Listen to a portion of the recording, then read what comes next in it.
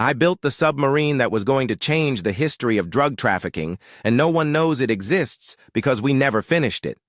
$237 million buried in the Darien jungle, rusting alongside my dreams of immortality.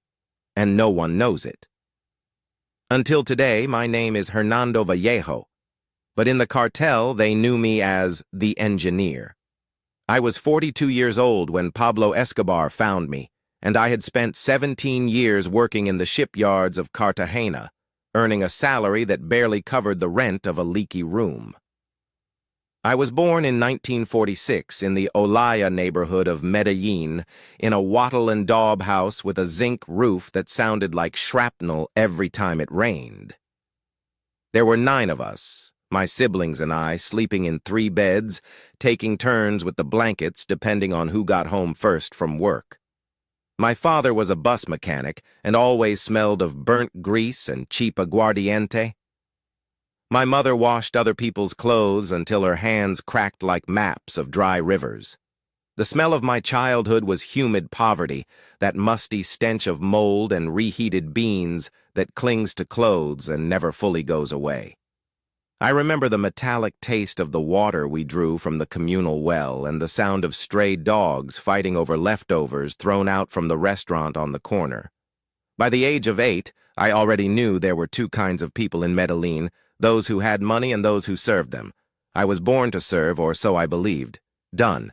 At 12 years old, I disassembled the engine of a 1954 Chevrolet Apache and reassembled it in 3 hours, without a manual, without help, just by watching how the parts fit together. The workshop owner, a one-eyed old man named Don Aurelio, stared at me wide-mouthed while the engine started on the first try. "Kid, you've got angel hands," he said, wiping sweat from his forehead with a black oil rag. "I still don't know which one," I replied. That night, my father beat me because I got home late, but I didn't care. I had discovered something no one could take from me. I understood machines. I felt them. I knew where the problem was before opening the cover, as if metal spoke to me in a language only I could hear. Don Aurelio promised me that if I kept it up, I would one day have my own workshop. "You're going to be great, my son," he said. "You just need patience." That word haunted me for 30 years. At 18, I got a job at the Cartagena shipyards repairing fishing boat engines. At 25, I was already the best naval mechanic on the coast, able to diagnose failures in 2,000 horsepower diesel engines just by sound. At 30, I designed a cooling system that increased engine efficiency by 18%, and my boss sold it to an American company for $400,000. I was given a bonus of 200,000 pesos. A miserable 200,000 pesos for an idea worth a fortune. Rage grew slowly, silently, venomously. I worked in 3 different shipyards between 1971 and 1985. In each one, I learned something new: underwater welding, hull design, propulsion systems, electronic navigation. I learned the secrets of ships by observing American engineers who came to supervise repairs. I learned to read blueprints in English, to calculate displacement, to understand the physics of water as if it were my mother tongue. At 40, I managed repairs on $2 million yachts, but I was still earning 300,000 pesos a month, while the owners of those yachts spent that amount in a single night of partying and whiskey in Boca Grande. In 1987, everything changed. A man arrived at the shipyard in a speedboat that cost more than everything I would earn in my entire life. White linen suit, gold Rolex, Italian shoes that shone like mirrors. He had a trimmed mustache, slicked back hair, and small eyes that seemed to calculate everything. Paisa accent, but with money, lots of money. "Are you the one who fixed the Ochoa family yacht engine?" he asked, leaning on the frame of my workshop door. "Yes, sir. They told me you're the best." "I don't know if the best," I replied, wiping my hands on a rag, "but I do know no one else could fix it." The man smiled. His teeth were perfect, white like piano keys. "My name is Roberto Munoz. I work for someone who needs an engineer with your skills. Someone who pays very well. How much? 5 million pesos a month. To start. 5 million, almost 20 times my salary. I felt my heart stop for a second. What would I have to do? Build things. Special things. Things no one else can build. I didn't ask who it was for. I didn't ask what kind of things. I didn't ask anything. I just nodded. When do I start? Roberto Munoz took me that same night to a ranch outside Medellin.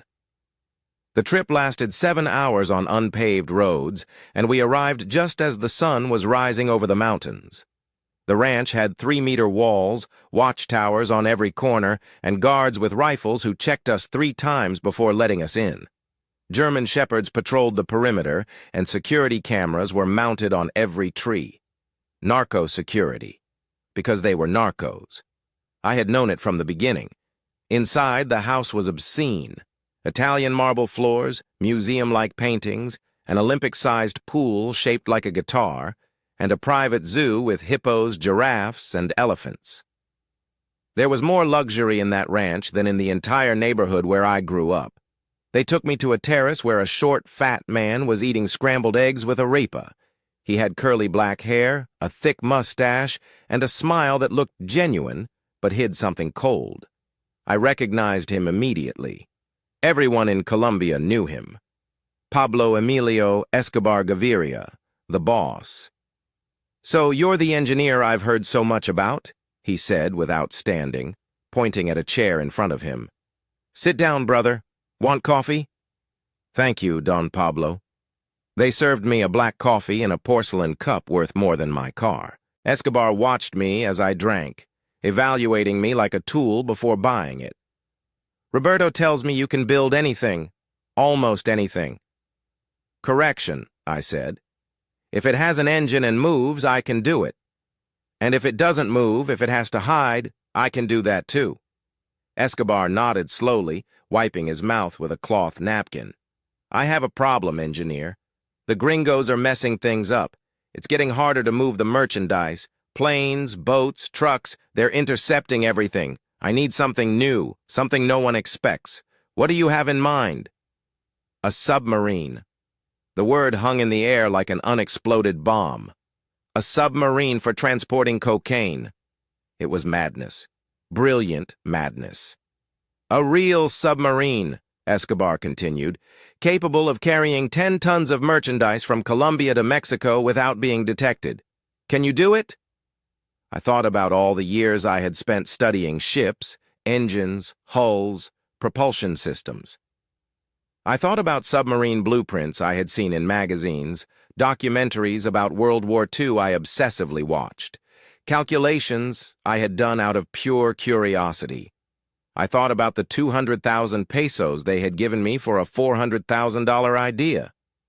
"I can do it," I said, "but it will cost a lot and take time." "Money is not a problem," Escobar replied, smiling. "Time is. You have 18 months. If you succeed, I'll make you rich. If not, well, better not talk about that." He extended his hand. I shook it. It was cold and dry, like a snake's skin. "Welcome to the team, engineer." The first 6 weeks I built nothing. I only observed. They installed me in an abandoned warehouse outside Turbo near the Gulf of Urabá, with access to the sea and enough isolation to work without witnesses. They gave me a team of 12 men, mostly fishermen and local mechanics, who asked no questions. They also gave me unlimited access to materials: naval steel, aluminum, fiberglass, diesel engines, batteries, electronic systems.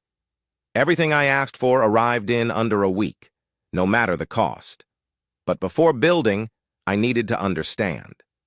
I spent 42 days reading everything I could find about submarines: technical manuals, declassified plans, scientific articles, naval engineering memoirs. I calculated pressures, displacement, autonomy, speed. I filled 17 notebooks with notes and drawings. I slept 4 hours a night, sometimes less. The obsession consumed me like a fever. The main problem was the hull. A conventional submarine uses high-resistance steel, welded in factory conditions I could not replicate.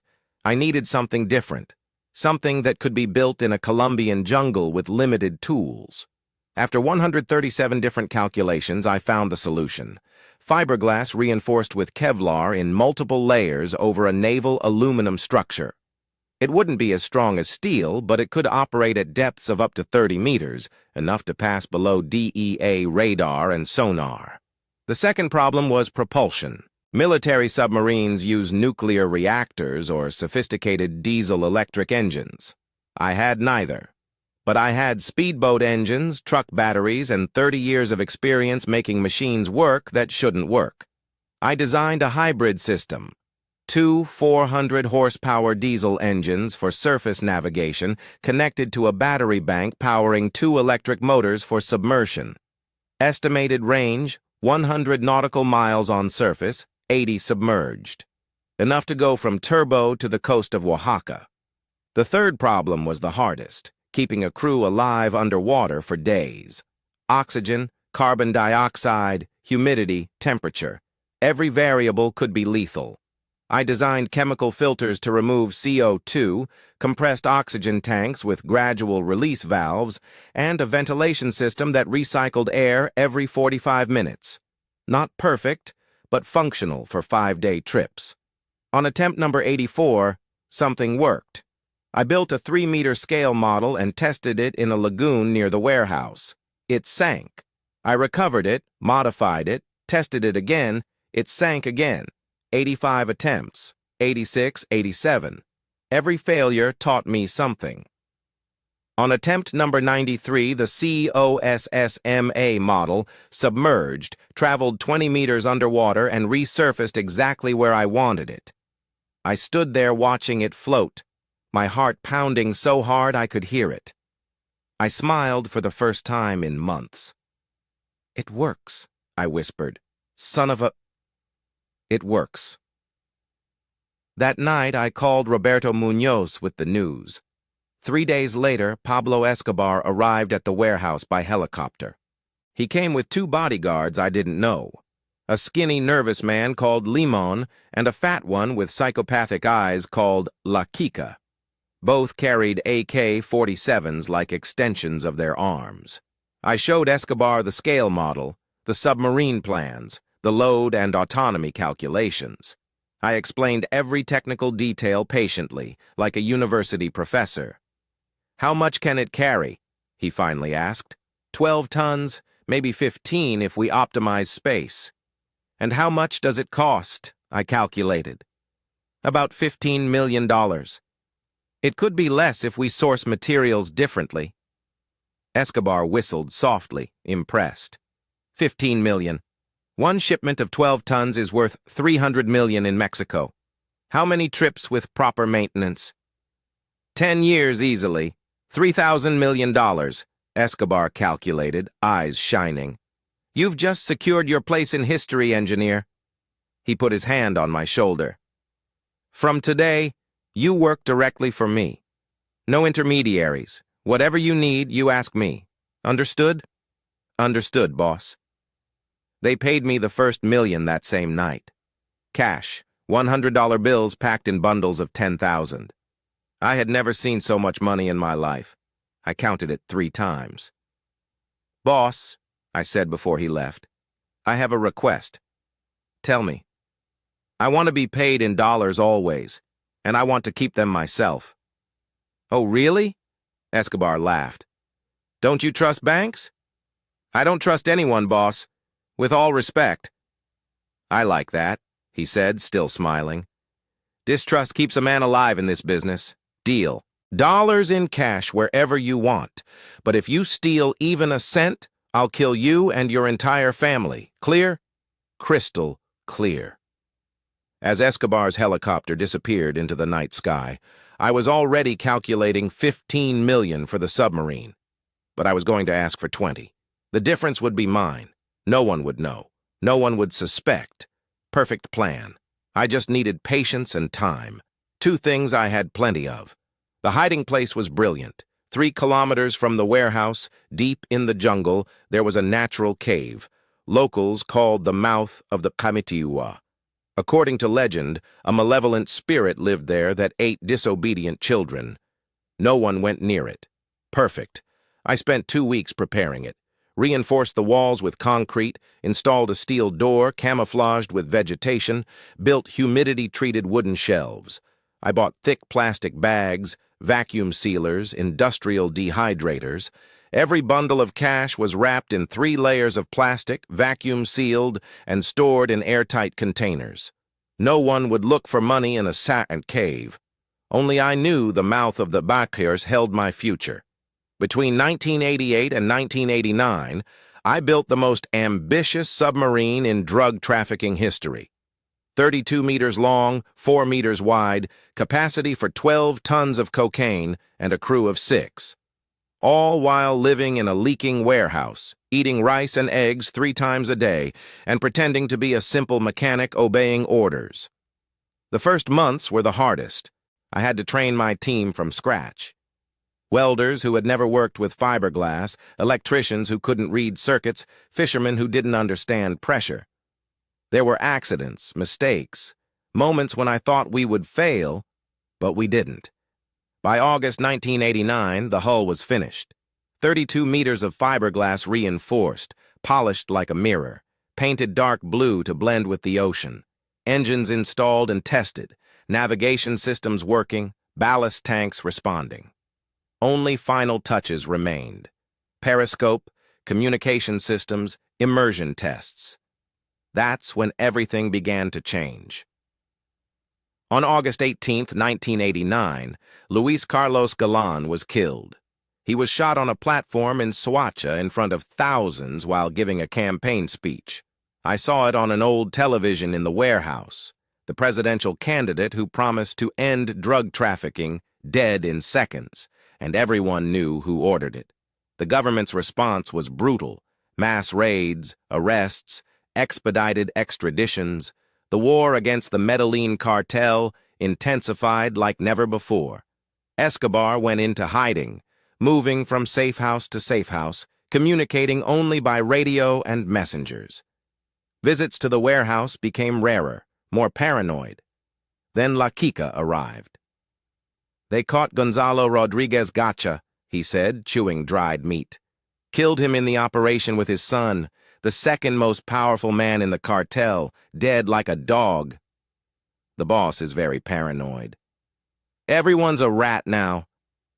He looked at me with those empty eyes. "How's the submarine, engineer?" "Almost ready," I said. 2 more months." "Better be. The boss needs it now." That night, I went to the mouth of the cows again. I had accumulated $800,000. I counted it 3 times. Each bill was a step closer to freedom. But while counting, I thought about Rodriguez Gacha, about how he died, about all those who died before him. And I realized I wasn't feeling regret. I was feeling fear, not of death, but of becoming part of it. I returned the money to its containers, sealed the cave, walked back under a starless sky. 2 months, just 2 more months. The submarine was nearly finished when I met Esperanza.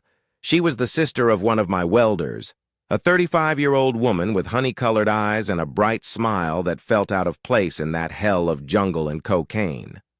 She came to bring food to her brother and stayed staring at the submarine with awe and horror. "What is that thing?" she asked. "A boat," I lied.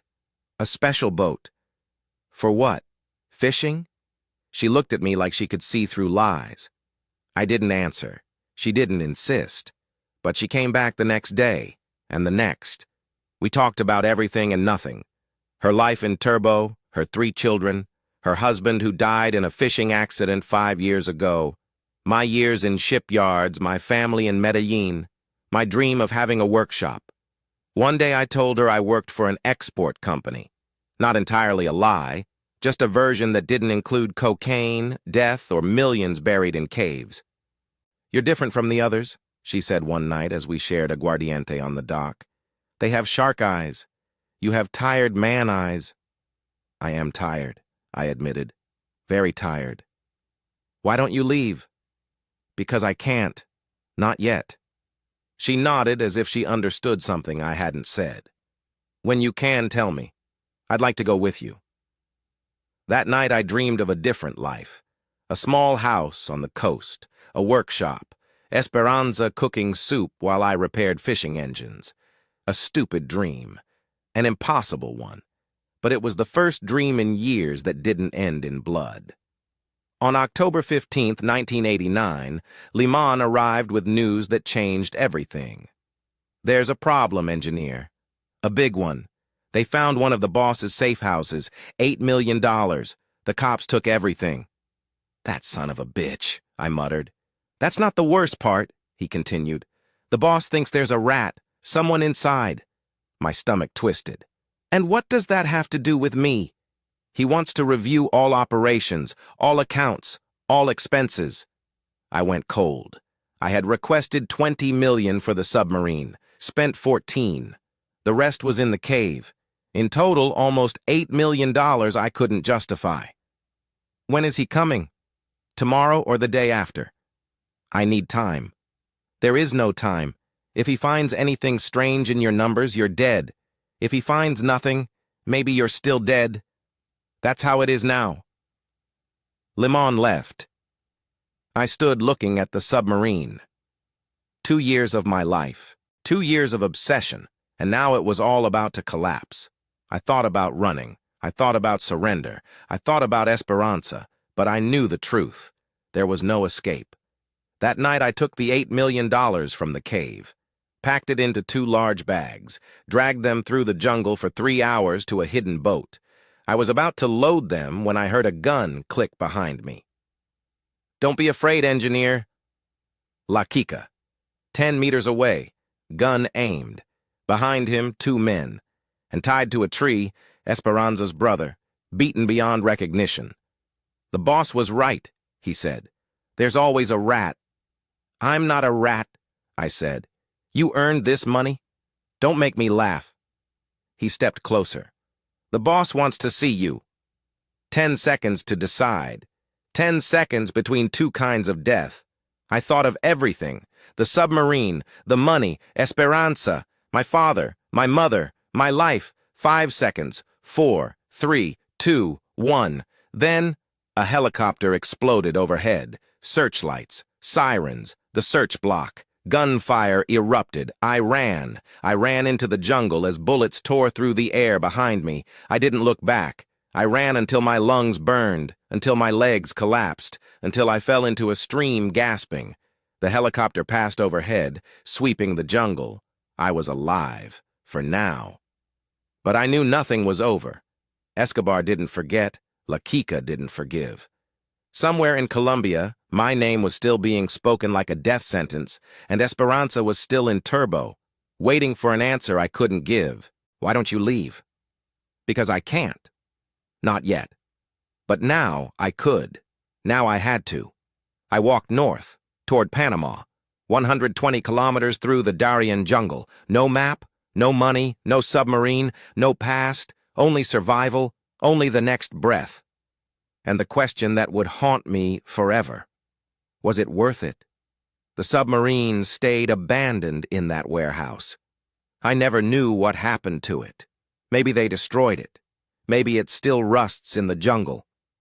$237 million of potential rusting beside my dreams of greatness. And me, Hernando Vallejo, the engineer, had to decide what remained of my life. The helicopter passed overhead again. I sank into the water, held my breath. It moved on. I was alive, for now. I stood, looked north, looked south, looked west. 3 paths, all losses. I walked north and disappeared into the jungle.